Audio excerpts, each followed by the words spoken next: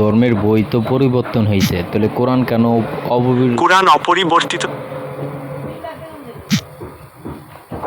কুরআন অপরিবর্তিত থাকার পেছনে বেশ কিছু কারণ রয়েছে, যার মধ্যে প্রধান হলো ঐতিহাসিক প্রমাণ। কুরআনের প্রাচীনতম পাণ্ডুলিপিগুলো বর্তমান কুরআনের সাথে হুবহু মিলে যায়। স্মৃতিশক্তি, মুসলমানরা কুরআন মুখস্থ করে এবং প্রজন্ম থেকে প্রজন্মে এই জ্ঞান চলে আসছে। ঐক্যমত্য, সারা বিশ্বের মুসলমানরা একই কুরআন অনুসরণ করে।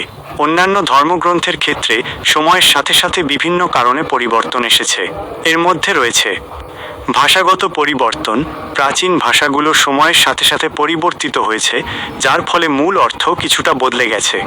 বিভিন্ন অনুবাদ, একই ধর্মগ্রন্থের বিভিন্ন ভাষায় অনুবাদের কারণেও কিছু পার্থক্য দেখা যায়। ঐতিহাসিক ঘটনা, বিভিন্ন সময়ে ধর্মগ্রন্থের কিছু অংশ হারিয়ে যাওয়া বা পরিবর্তিত হওয়ার ঘটনাও ঘটেছে।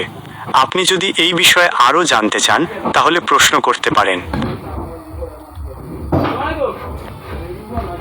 পৃথিবীর ভিতরে শান্তিপূর্ণ মানুষ ধর্মের আকিদার ভিতরে কোন ধর্মের প্রধান?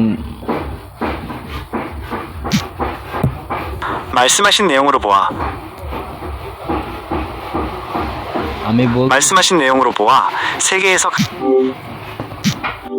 আমি বলতে চাইতেছি, পৃথিবীর ভিতরে কোন ধর্মের মানুষ, কোন ধর্মের মানুষ শ্রেষ্ঠ, আর সে কখনো মিথ্যা কথা এবং কি বলে নাই? কোন ধর্মের নবী? ইসলামের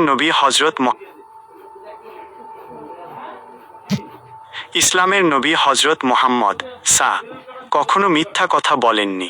তিনি সবসময় সত্য কথা বলতেন এবং মানুষকে সত্য কথা বলতে উৎসাহিত করতেন। আপনি যদি এই বিষয়ে আরও কিছু জানতে চান, তবে জিজ্ঞাসা করতে পারেন।